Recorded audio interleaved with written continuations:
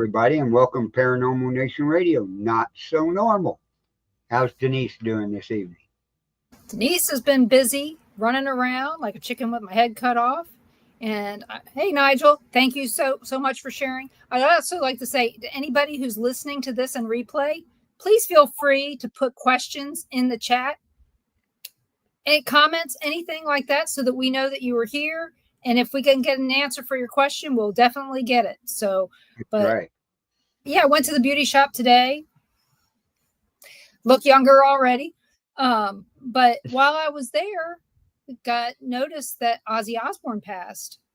And that was very sad, and I'd like to thank him for the memories. I mean, we all have memories of him. No matter who you are, you knew who Ozzy Osbourne was. Right. So we knew him from the paranormal as well as from his singing career, Black Sabbath, and his solo career and everything else that he's done. That thing that they did a couple weeks ago apparently was just a living funeral. Yeah. They said he was on stage 3 days ago. Mm-hmm. So yeah, and it's sad. But it's very sad. But hopefully he's at peace. I mean, he lived his life by his own rules, and I think we all wish we could do that. But anybody who was out there that he was going to live this long back in the 70s, they better be eating their words, because they all thought he made a deal with the devil and he was going to be dead long before 2025. Right. He was 76. I don't know. But 70 something and everything. But still, he lived his life hopefully to the fullest.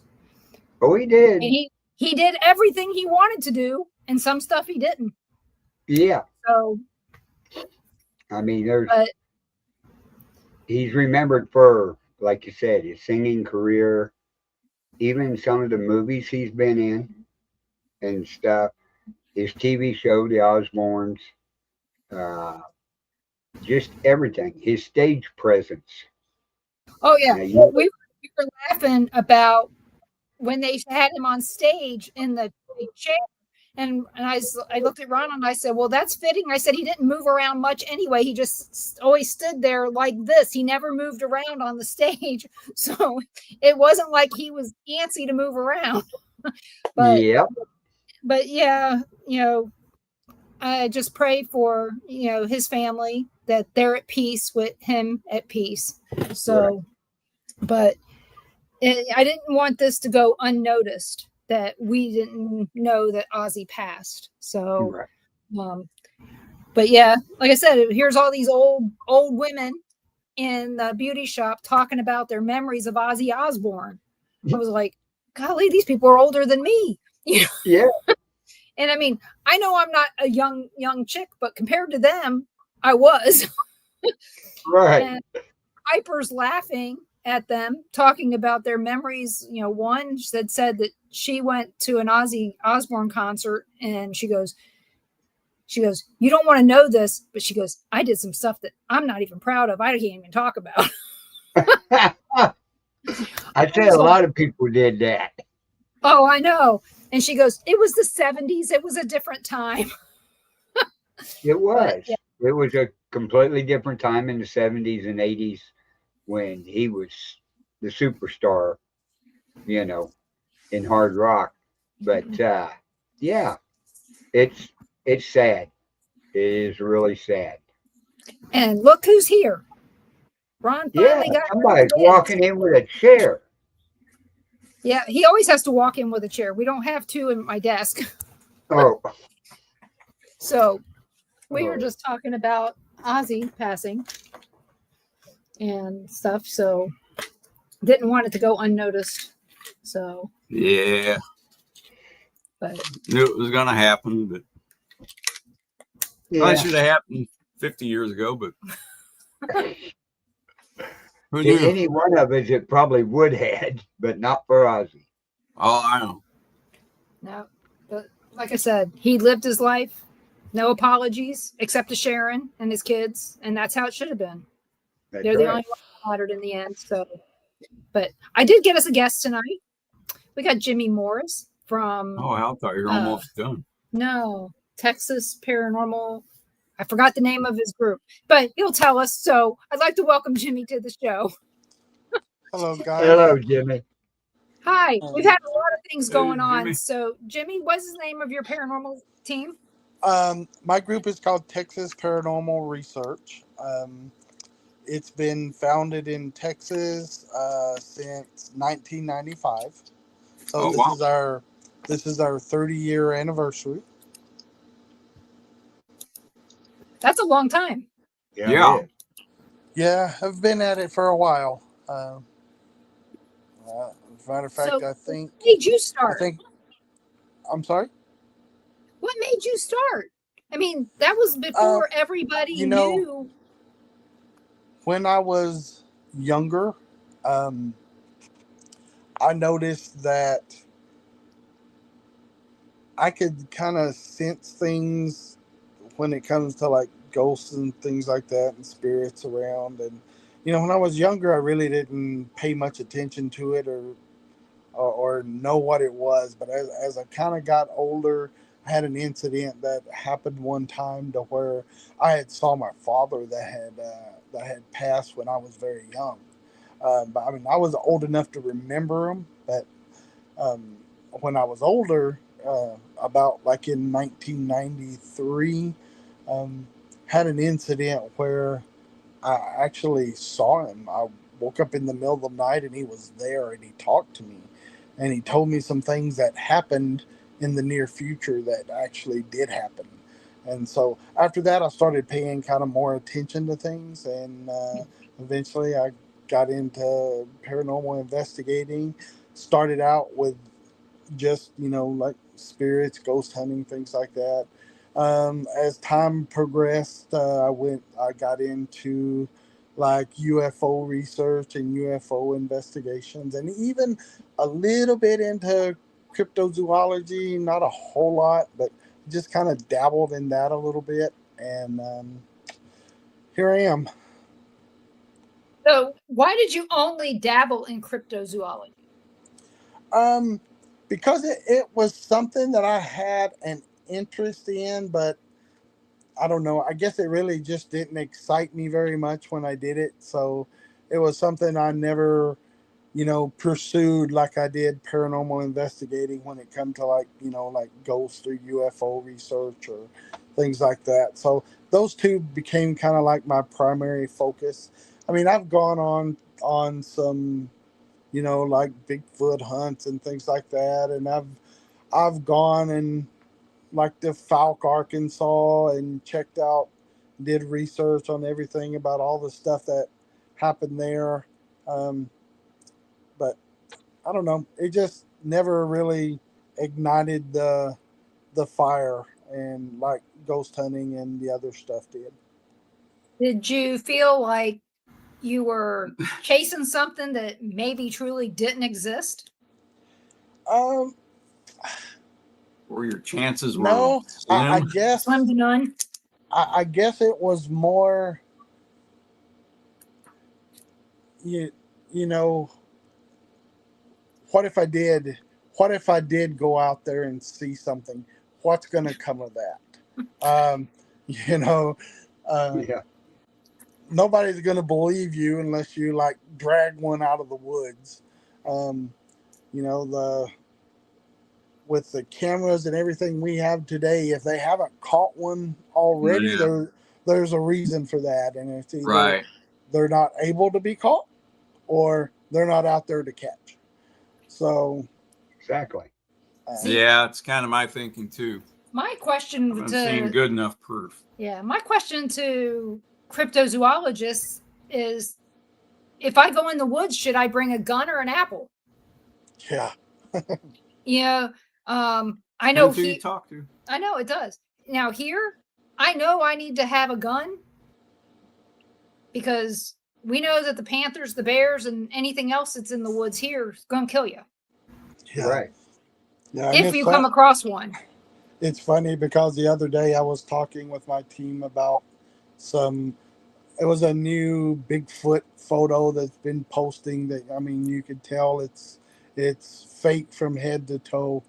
But we were talking about a couple of the Bigfoot hunting shows out there, and we made a couple cracks about it. And I was talking to another one of my members, and they're into, like, you know, these AI videos and stuff, and he does like those Bigfoot viral videos like you see on TikTok. So he actually did one that we posted out on our Facebook page not very long ago, and I don't know if you guys went and saw it, but it's basically like a Bigfoot making fun of like the Bigfoot hunters. Oh, I bet they would. Yeah. I mean, the best evidence of Bigfoot is the Jack Link's commercial. Yeah. Just saying. Yeah, Yeah. those were good. Now that's the one funny. Bigfoot thing that I liked. I think my favorite of all of them was the snake. I don't know if you remember that one when they were scaring, you know, the Bigfoot with that can. It was like a Pringles can, and they opened it, and that snake popped out. Yeah. And then the guys ran back into their RV, and then the Bigfoot come running up with an anaconda and threw them in the trailer. Yeah, There you go. You gave me a snake. I'm giving you one.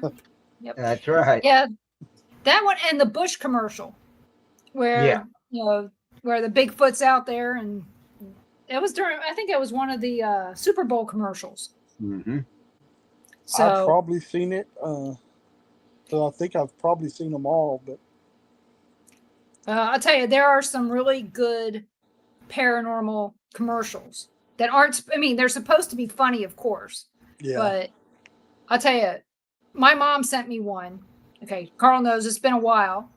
There was one that was over in England. And has nothing to do with Bigfoot, but it has to do with exorcisms.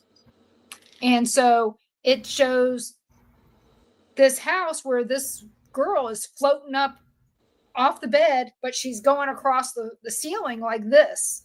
Okay. And they call in a priest and all this other stuff. And up above them, which you can't see, is somebody vacuuming with their dirt devil, that the suction is so good that it's dragging this person across there. It was hilarious. My mom wasn't real big into the paranormal, so for her to send that to me, it was just hilarious. So maybe that's a show we should do sometime, is paranormal commercials. Yeah. No.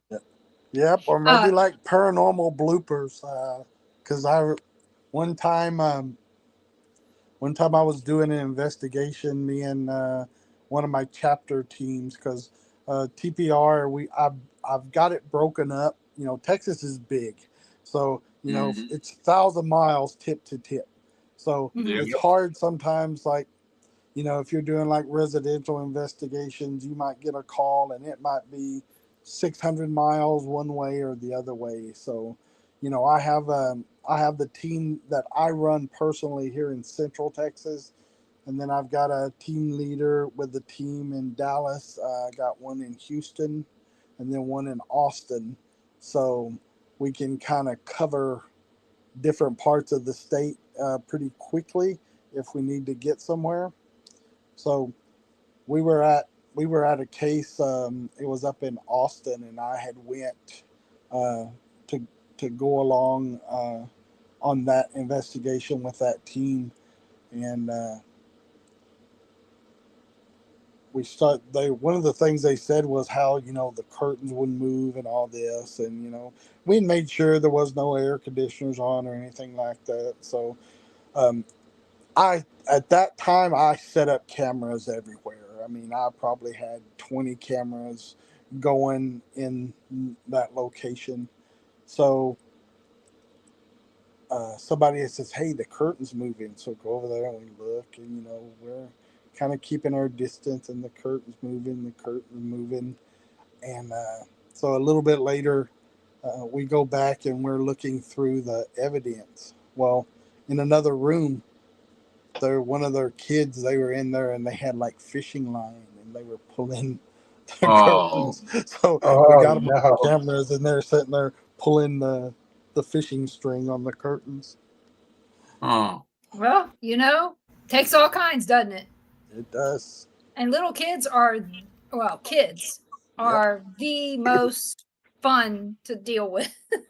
Yeah. Yeah. I mean that facetiously, of course. So, but we do have a question for you. Susan asks, because your team is so old, how many original members do you still have on your team? Oh, good question. 8. Wow, that's pretty good retention. Yeah, it is. Myself, my wife also participates with us sometimes. My team leader in Dallas, my team leader in Houston, the one in Austin, case manager, and then one other member. So I think that's 8. Yeah, I just know that there are some teams that turn over members pretty much as fast as you change your underwear. Yes. Right. And that's to be expected. My team was no different. I mean, right now I think just for TPR, we have probably 60, 65 members, I think, and total within the teams. And then we've got some chapter deals. It's like other teams that really doesn't have anything to do with us, but they kind of partner with us. They'll send us stuff that, they ask for help on like reviewing evidence or something like that. Or sometimes, we may have a case or something that comes up, because I'll get things from people from all over. And so if I've got like a chapter team that's kind of connected with us, that's in like, let's say Missouri, that I would pass that off to them. So we've got some of those that we stay interconnected with like that. But good. But turnovers, that is the number one thing that you've got to worry, to be concerned about with. If you're going to run a team, expect it. There is nothing you can do to stop it, because everybody is going to have their own views of what they feel is right or wrong when it comes to paranormal. Right now, there's no set dictionary that says, hey, this, or guidebook that says this is how everything works. So all of that, that's what we all do. We're in the process right now of figuring that out as we go through paranormal investigations, and we learn this, and people start comparing stuff, and one day one of us is gonna trip over something and say, hey, we can do this all the time. And when that happens, then it's gonna start becoming more of a science. And until then, you're always gonna have people that don't share your beliefs, and that's okay, because in this field, you've got to be able to adjust to that, hey, plus you've got some people that may not, they may get into this field not because they believe in it, because they don't believe in it. Right. I mean, I'd probably have 10 of my guys now that didn't, the first time they ever went out was when they went out with us, and they didn't go out because they believed, they went out because they didn't. And then over the course of our investigations, they decided to stay on their own because of the things they see and they experience, and then they want to experience more of it. But you're going to get people that are just the opposite. You're going to get ones that come in and they may be gung ho, but and believe in it, and then 6 months later, I don't believe in this, and that's fine. Then they're going to go their own way, or they may have something that goes against what you think it is. So what I had to do back in the very beginning, after about probably 5 years, I realized that I had to set up my own team's, what I call code of conduct and rules. And these are the things, whenever any new member came in, I would tell them, hey, these are the things I expect from you. I said, now, you can have your own thoughts and your own opinions, but everything in this list here is what I expect of you. And probably the number one thing that I had on my list that I had issues with people was about antagonizing. That I don't allow any type of antagonizing when we're on investigations. And you'd get people in when we started doing like EVP sessions or TSC sessions, and we would get responses, let's say like on a ghost box, like RTSC, and then, they'd start, getting kind of irate speaking and stuff, and you need to tone this down. This is not what we do, and then they get mad and then they leave. But get you a set of rules that are your rules that you're comfortable with, and that's what you stick to. And then let everybody else know when they come in, this is what I expect. And if you can't handle this, it's okay. Then you're free to go and do whatever. But yeah, turnovers you're going to have, and just know they're going to happen, and just deal with it. Just get your rules, stick to them, and you'll find enough people eventually that will either be of the same mind frame as you are as to what you're doing, or at least they will respect what your rules are, and even if they don't believe them, they're not going to go against it. Yeah. As long as they're using your team name, they should be utilizing what you've put in place. Yes. Right. Yeah. And I'm going to tell you a secret. The only time I ever antagonize is in a prison. Those people don't deserve my respect. Just saying. Having a grandfather that was a serial killer just says, no, I'm not doing it. That's just me, though. Yeah. But that's the only time that I would maybe be a little bit more, I would be like forceful. Them. Yeah, more forceful. Not really antagonized, but forceful. Right. Yeah. We did an investigation one time at the Villisca axe murder house. Yep. I got a secret about that one. Yeah. And we got into a heated ghost box conversation with somebody in the upstairs attic. Mm-hmm. And that's probably the closest I would say we've ever come to any type of negativity. But I mean, this thing was firing at us pretty good. And, we eventually stopped and said, okay, we're going to rotate out of here, and then we'll come back here in an hour or so, and we'll take another crack at this. Yeah. So same thing happened to us. Yeah. In the attic. Yeah. A secret? It's not really a secret, but his great uncle was the sheriff in the Villisca axe murders. His family's from some of his family's from Villisca. Mm-hmm. Mm-hmm. So it was we didn't know until I took a picture and took it to a family reunion, and years ago. Yeah, back in 2009. Yeah. We went up there. We were driving through, and I can't remember exactly when we went. I know that the owners now are different. Yeah, was Darwin alive? It was Darwin Lynn when we went. Oh, really? Yeah. Wow, yeah.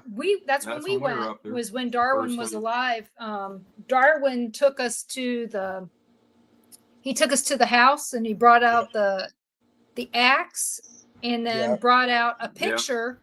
Yeah, he probably went downtown. Yeah, down to the museum. Oh, we got there late and didn't go to the museum. Oh, okay. He still had the museum. Probably. Yeah, he had that. He still had the museum because he was telling us about it. Yeah, he had actually moved a lot of stuff.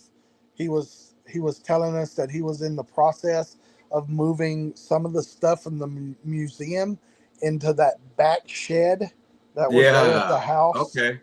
Yeah. Well, that's okay. Martha got rid of all that crap.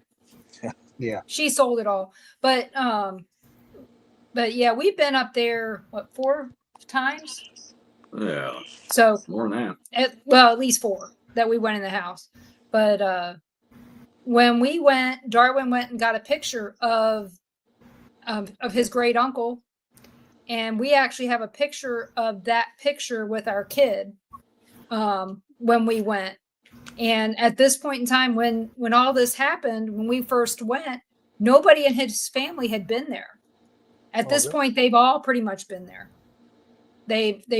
Most of them have gone and checked out the house and the history, because they didn't know until they knew, they just didn't go until we brought it up. But we've also taken half of his family to Malvern Manor in Malvern, Iowa, which is, equal distance from Red Oak on the other side. Have you been there yet? I have not. You might want to check that out. Not in the winter. The road's stuck in the winter. But in the summer, they at least have air conditioning now. In parts of the building. Right. And they have bathrooms. If you go June, July, or August, it probably won't snow. Any other months, it'll probably get snow. It's Iowa. Yeah. If you get Denise and Ron to go across the Iowa line, it will snow. Yep, it'll snow. Yeah, we went to Villisca twice. Once was in the summer and once was in the winter. And the summer in that house was hot. And in the winter, it was freezing cold. We got the worst of both ends when we went. Yeah. You didn't use the air conditioner? What's that? There's an air conditioner upstairs. There wasn't when we were there. There wasn't then. It was the second time that's we a while, went, but it was winter and it was covered. But in the summer there wasn't. Right. I remember we went shortly after they got the house, because they were still doing stuff to it. Because they had talked about, they had just recently pulled out all the plumbing and all the trying to make it original. Yeah, I remember him telling us that. I mean, I feel so special that I got to meet Darwin. Mm-hmm. Yeah, his stories were excellent. He was a very nice guy. Yeah. I did a couple of interviews with him when I was doing a radio show, and then he gave me some information for a book that I helped co-author with someone else, where we did a story on it. And what book is that in? That was called Most Proclaimed Haunted Places. Okay. So where else have you been? Yeah, I was going to say. So in 30 years, what's some of your favorite locations or favorite places? As far as like places, like the well-known places, I would probably have to say Villisca's on the top of my list as to the place that I went to that's kind of known, and that where we got some really good stuff that we could kind of, we got tons of EVPs, we got tons of ghost box interactions, and we had physical interactions that happened there that, there was a lot of us around that we could actually see it happening. Mm-hmm. So since you guys been there, you guys know, there's like that narrow staircase that goes up. You have to go up and then it turns and it's like 2 or 3 more steps. Yep. And then you're facing the bed. Yep. Well, on that, there's a little rail right there, a little handrail. Mm-hmm. And we were doing a session and we tied a piece of string to a K2 meter and we were hanging it over the edge of the deal just to kind of free up our hands. Mm-hmm. But, we could see it. So we were doing a ghost box session and we were getting interaction from this guy. He never would tell us what his name was, but I mean, he was clear, and he was talking about get the F out of here, and then that K2 meter flipped from being on one side of the rail, it flew up and flipped over to the other side, and there was nobody around it. We were all up. there was two of us that was sitting on the bed. One was sitting on the floor by the little door that goes into the attic. Mhm. You know, because right there, as you come up and turn left, if you walk straight, you go into the kids' bedroom. Mhm. But right there on the left is that little door that goes into the attic. And Mhm. we had one lady who was sitting there on the ground. She had her back against that. And we had another one upstairs, but she was inside. I think she and one other person was inside. They were in the attic and the door was closed because they were sitting in there. And they were doing like EVP sessions in there, seeing what they got. But yeah, that thing came up and flipped over the top, and I lost one of my members on that investigation. They never came back after that. Mm. We've had some interesting things happen there. We never spent the night. Oh, All of really? our interactions were during the day. Yeah. We would go on our way to somewhere. You know, we would be going someplace, and we would stop in and do a day tour. And not in September or October, because you can't get in. There's too many people. Yeah. But we did it like in July, and there was it was very few people there. And one time it was in June though. But in July, we brought our equipment and we were doing stuff, and we were teaching the kids how to use dowsing rods, how to do an investigation. Because back then you paid your fee and you could stay in there until 4:00. Johnny would let us stay. He'd let us stay later. But unless somebody was coming in. Yeah. To investigate. Until then. Yeah, until they showed up.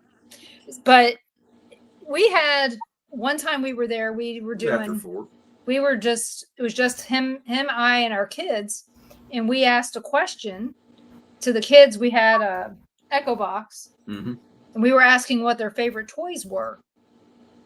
And I was, talking, and we were getting answers, and the Echo Box kept saying monkey. Couldn't find a monkey. We found all the other toys that the kids had said, but we couldn't find the monkey. Okay, Martha had closed off the attic. You could open the door and you could look. You could not walk in to the attic. You could walk into the closet, but not any further. Yeah, this was after. Yeah, this was after Darwin died. That was the last time I think we went one more time after that. Mm-hmm. But I opened the door and I go, there's the monkey. So we went down, we talked to Johnny, and we said, the kids want their monkey. You need to go get it out of the attic and you need to put it in there. And he goes, how do you know? And I said, because they kept telling us that they wanted their monkey. And he was like, how did you even know we had a monkey? I said, I didn't. Why would I even? It's a random thing. It's one of those monkeys that had the half-peeled banana. Yeah. It wasn't even something that existed when they were kids, when these kids were alive. So, but we've had a lot of interesting things happen there. Our daughter had, the very first time we went, the attic door opened up. No, it closed. Oh, closed. She come up the steps, and as she come around the corner, she saw a dark shadow. The door was open, and that door only goes so far. Well, the floor is kind of slanted to where if you leave that door open, it'll kind of open on its own. Mm-hmm. It's just going to lean that way, right? So the door is usually open. Which door are you talking about? The attic door. The closet door to the attic. Yeah, the attic door. So she was coming up, and as she come around the corner, she saw a dark shadow figure go in the room, and the door shut behind her. Forcefully. She came down them steps so fast. Pretty fast. She goes, Mom, you're not going to believe this. And, she was, 16? Yeah. 15, something like that. And she wasn't expecting that. Yeah, she wasn't expecting it. That's what shocked her, really. Yeah. See, she was kind of terrified. I had a member of my team that was up there that said they saw something very similar, but it was going into the children's bedroom. Yeah. Well, maybe it was coming from there. They said they saw like a black shadow go into that room. Mm-hmm. Did you ever go out to the graveyard? Yes. To see the graves? Yeah. That was so sad. Yeah, I think we took pictures of them. I think I remember photographing them because it was them and then those two like Stillinger girls. Yeah, but did you also see that the same day their mother lost the baby? Baby was stillborn that day from the stress. Oh yeah, the Stillingers want the Stillingers. Yeah, the Stillinger the parents lost 3 kids in one day due to this. And a lot of people didn't even notice that. We're sitting there and we're looking and it's the same day, so it was very odd. Yeah. So, yeah, I did a lot there for a while. I really, I like researching things. So after I'd went there the first time, I really dug into researching as much as I could. I dug through everything about all the different people and the different interviews they did with people around town and who did it and all the different people that could have done it and the senator and everybody else, the train guy, the preacher, that serial killer that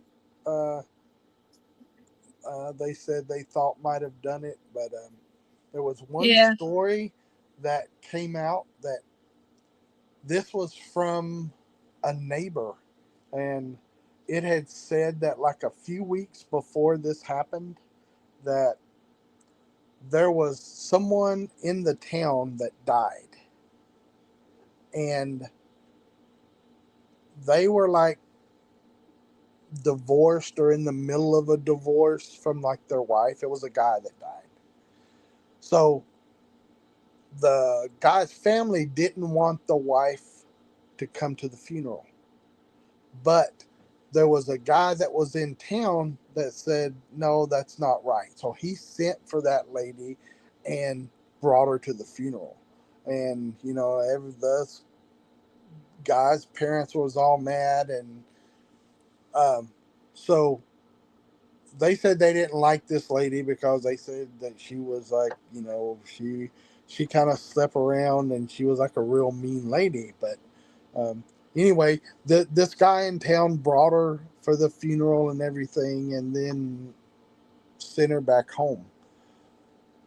This lady they interviewed said that she knew that this lady was responsible for those killings, and then it was a mistake because she says she knew the kind of person that lady was, and she thinks she hired someone to come to, but that they got the wrong house because she said the people that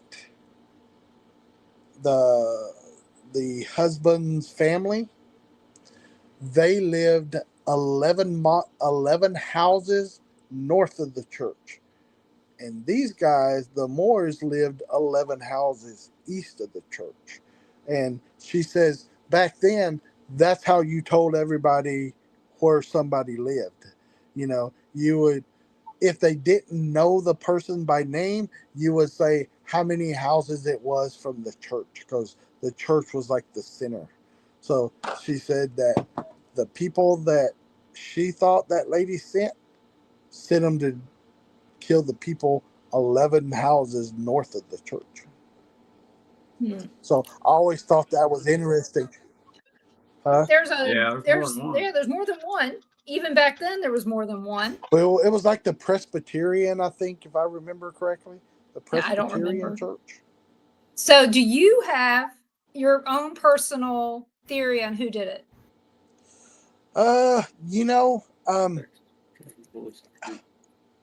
It depends on who you want to believe. Okay. Because, there was a story, that one lady reported that, she had heard people talking and that it had to do with that senator guy or whatever. But I don't know. The most plausible thing to me is it was that serial killer, because Henry Moore. yeah, there was so many other ones, and that's what a lot of people don't understand.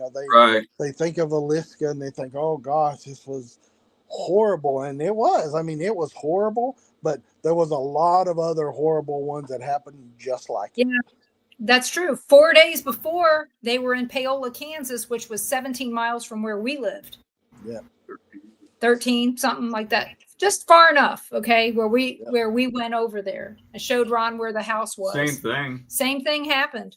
They said train tracks maybe 200 feet from the house. Yeah, my only thing that ever made me kind of doubt that it was the serial killer was, I have tried so hard, having been there twice. I try to say, how does one guy control 8 people in 3 separate locations without nobody doing nothing? I mean, the 2 were downstairs, unless, everybody says he killed the husband and wife first. Yeah, he did. I would say if he came in the house, wouldn't he kill the 2 downstairs first? I mean, no, he was in the attic. He was hiding in the attic. Downstairs not hear him kill 6 people upstairs and not do nothing? Or they did, but they were little girls. I'm sure they were just scared to death, and probably hid in the closet or hid under the covers, something like that. So that was always my only thing, that once being there and seeing how tight it was, to maneuver around, and there's the mark on the ceiling where who's to say that those 2 kids weren't upstairs? The dad first, and then the mom. And then he took them downstairs. The kids are blocked in that room. Yeah.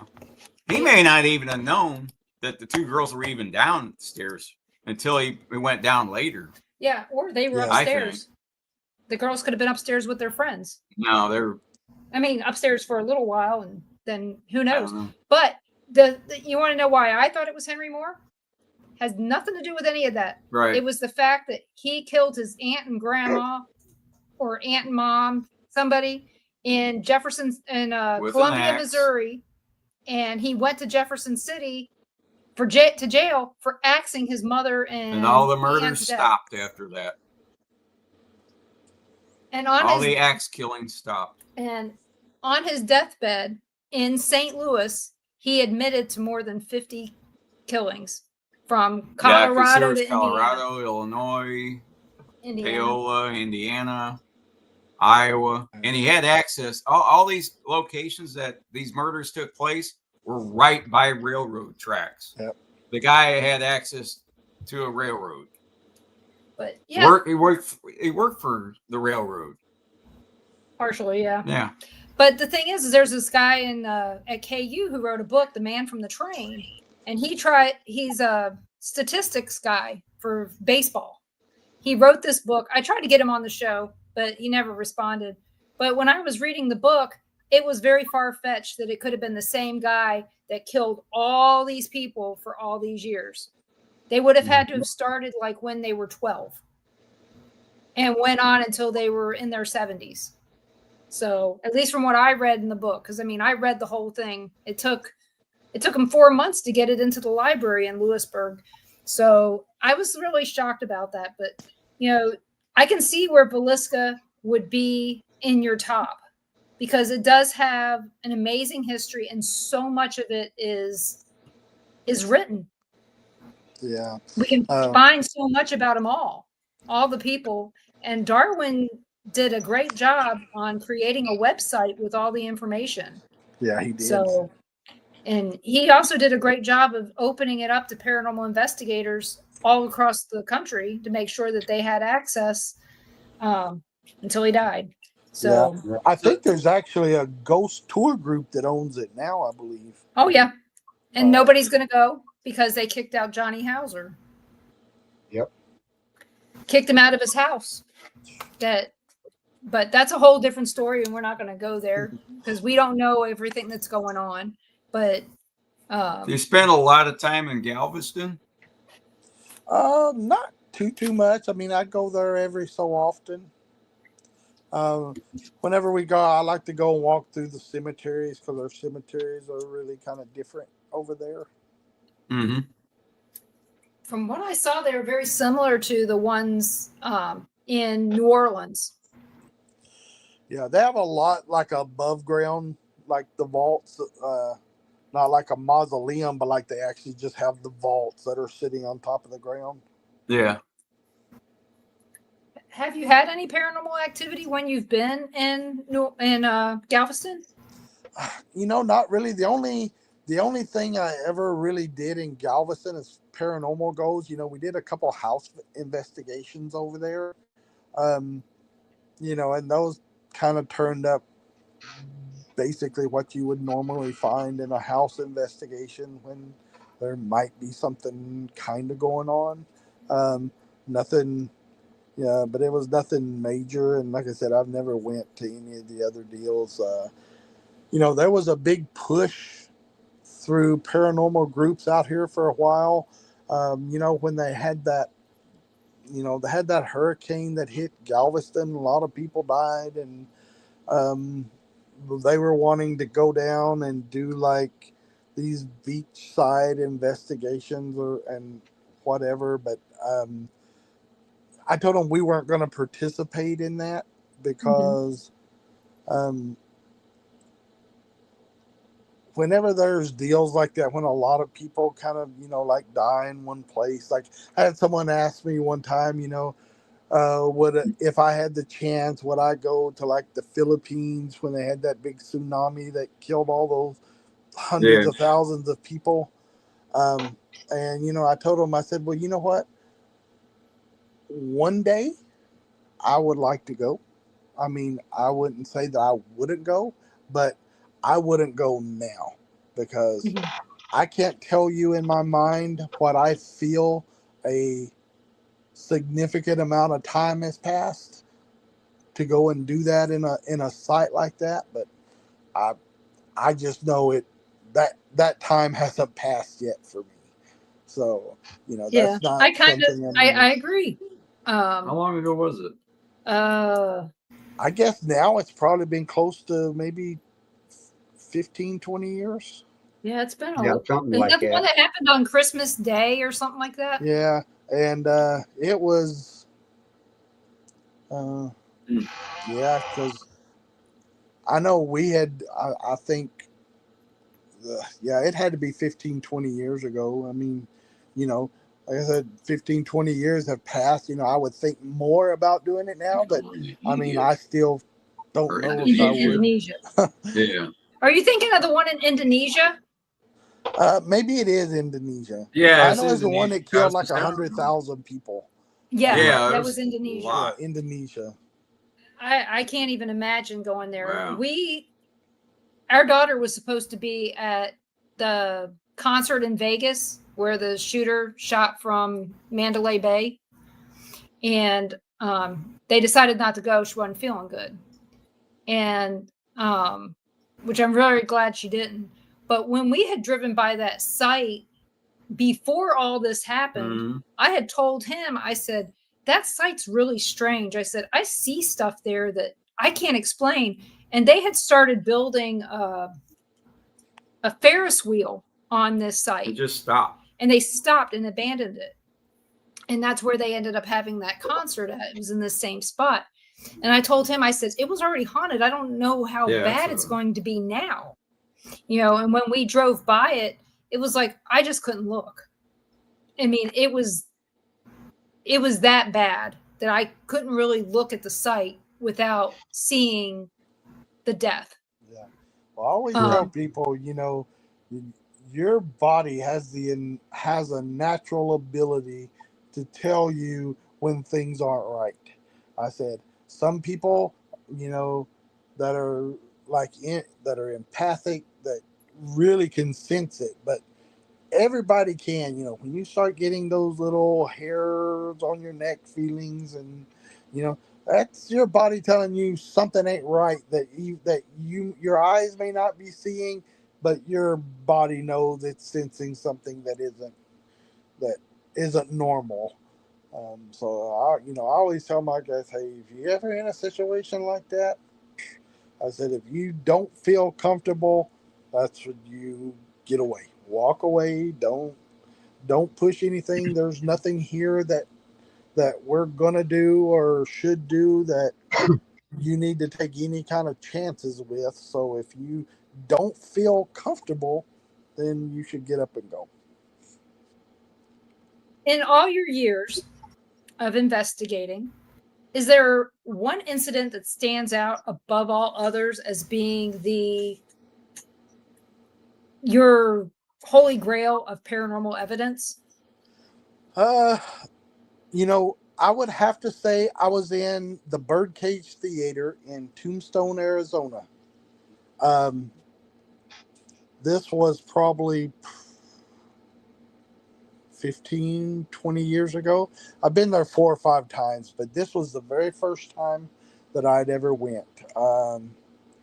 And they had not been opening it up, and I was able to go through a contact to be able to go in there and stay overnight. So I took about a 6 or 7 member team in there.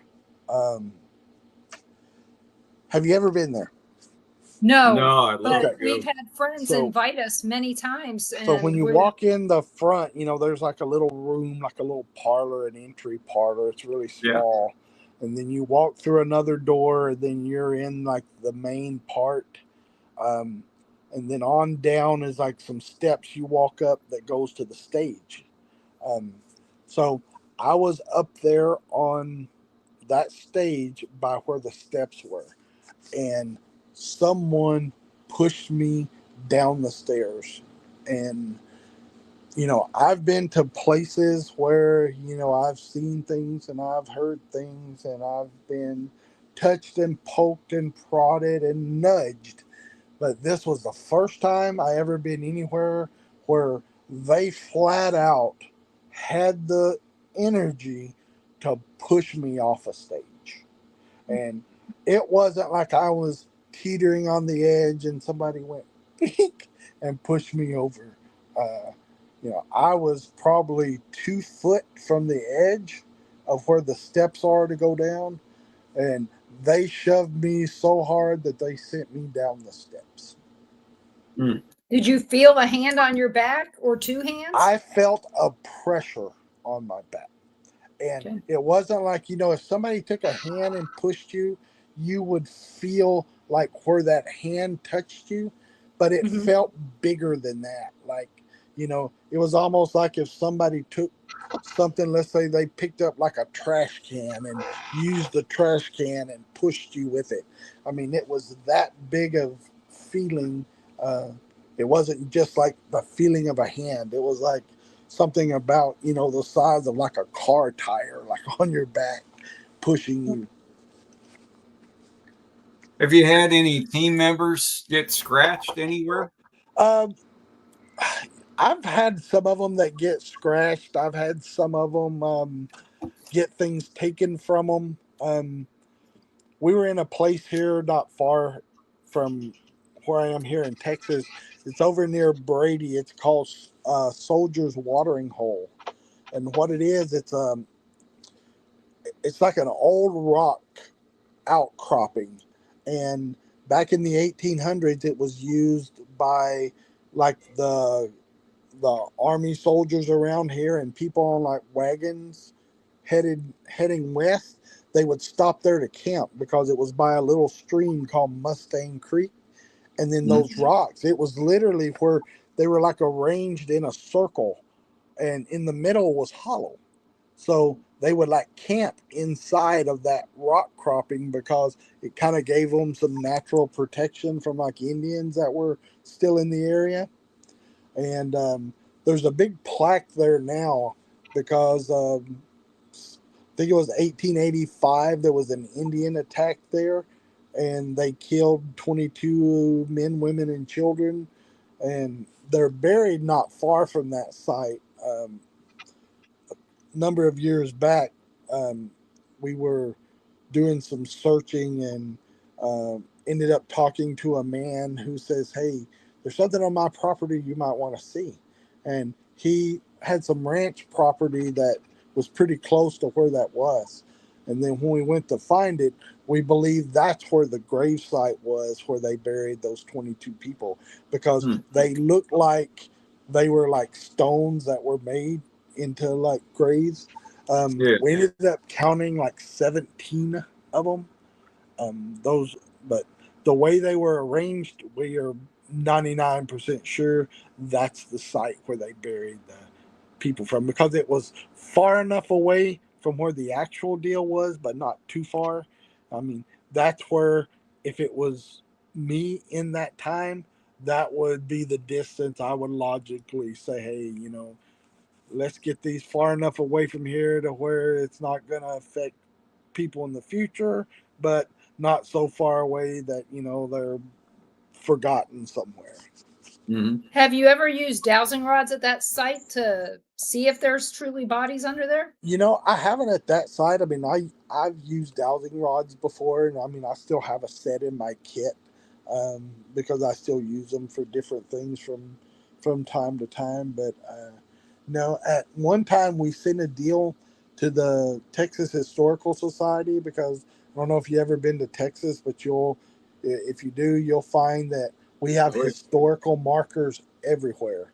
Yep. So there's one they have there because that's a historical site at Soldier's Watering Hole.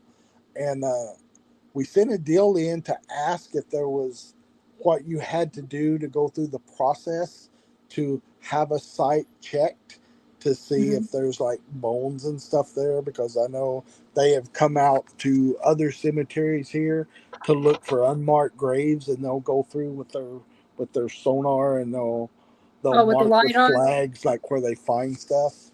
But we never could get a response back from them. But I hear that they are making some things now to where, like a person, you can get a type of radar deal that's not that expensive. It's kind of like a souped up metal detector, but it's for detecting objects deeper in the ground.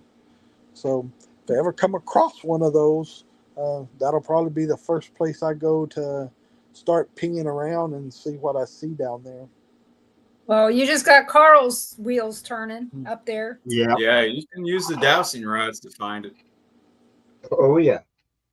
I use dowsing rods all the time. Next time I go out there, I usually try to go out there at least once a year. Sometimes I'll just go out there and sit and do some EVP sessions or some ghost box sessions. Sometimes I go out there with just one or two people. But it's a pretty active place, and it's a place that not too many people know about. I don't think I've ever seen anybody else out there, ghost hunting or anything. Just the people I've taken out there. Yeah. I've heard some things about the Lavaca County Jail. Have you heard anything about that? No. Now I got a call to investigate the Heart of Texas Museum, which was just right outside of Brady. I didn't know too much about that, but when I investigated it, it really had a long history. Before it was like a museum, it was the county jail, and they actually had like they had hanging cells inside the jail. So like on the second floor, they had the hanging cell with the rope and everything, and they put them in, and it had a floor that dropped out from under it. So whenever it was time to hang them, they just hang them right in the cell. They take them to that cell, put it in, and then I guess they died on the first floor, because then they fell down through to the bottom floor, and there was a little room on the bottom floor where they retrieved the body from. That's like Idaho State Penitentiary. Very similar. So, not that I've been there. I've seen pictures and stuff like that. But Yeah. is there a place in? Go ahead. Go ahead. No, go ahead. I was gonna say, is there a place in Texas that if we went to Texas, that is a, hey, you've got to see this place if you're a paranormal investigator? Well, the one good one that I could think about, you can no longer get in at night because it's called Fort McCavitt. It's an old army post. And it is very, very active. It's got a lot of stuff that's happened there. It was, in the late 1800s, it was a Army cavalry fort. And then right around the turn of the 18th century to the 1900s, the Army abandoned it, and then the local people in the it was called Scab Town that was around it, kind of flooded in and took over the buildings, and it kind of became a little community. And then like in 1910, the Army came back and kicked everybody out.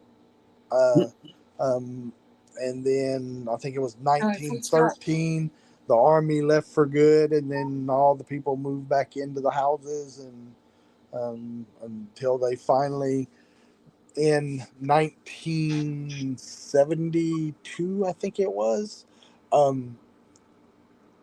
Texas Parks and Wildlife came in and took it over, kicked everybody out, and turned it into it was like a state park, like a state park kind of deal.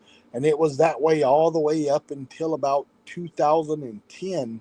And then in 2010, the Texas Historical Society took it over. And now it's a Texas historic site. But when they made that change, when it was still under Texas Parks and Wildlife, the guy that ran it, he would let me go in and do overnight investigations. I had keys to all the buildings, and we could go through all the buildings. But when the Texas Historical Society took it over, they did away with anybody going in at night anymore. You can only go in. You can explore it, and you can go through some of the buildings during the day, but they don't do anything at night anymore, and they don't allow anyone in there. Was it active paranormally during the day? A little bit. The most, what most people reported happening the most, and I would say everybody that I have ever taken has experienced it at one time or another, and we don't know exactly why. I mean, but it has to do with horses. You can hear like herds of horses running when there's nothing around you. You can hear it in the fort. You can hear it. There's a. We didn't know this until later. There's a stream that it's a natural stream that comes up that's about a quarter mile from where the first building of the fort is. And when you're walking down about halfway, there's like a big hole, and it's limestone. And it's where the soldiers or whoever milled the limestone that they used to build the fort. Because all the fort buildings are limestone buildings, like blocks. So the first time I've ever experienced that, I was walking down to that creek, and I got down to where that lime kiln is, and it was me and my daughter that were walking down there. And then all of a sudden, I thought we were about to be ran over by horses. And then she goes, "Oh my gosh, what is that? Did you hear those horses?" I was like, "Yeah, I heard them." And you would have thought there was 100 horses behind you. I mean, like right behind you. And it wasn't like whispers or echoes. It was like full-blown horses coming at you. And probably 20 other people at different times have told me the same thing that they've heard when they've been walking around at different parts of the fort. Oh, that's amazing. Yeah, and there's a little girl there. Her name is Elizabeth, and she's a 11-year-old girl that died there back in the 1800s of a fever. And I ended up catching her on an EVP, and I started researching her because at that time I had access to all the history documents of that fort. So I started looking through, and little pieces of things we would catch on like EVP and ghost box deals started falling into place. And then I had a medium that was with me at one time, and this guy, he was legit. I'd been on some other investigations with him, and a lot of mediums you got to kind of rub your nose at and say, okay, well, if you say so. But this guy was legit, and he, I never told him anything about this little girl. So we were doing a training deal to where we had like 50 people out there, and we were doing a whole weekend training deal. So he came out for that.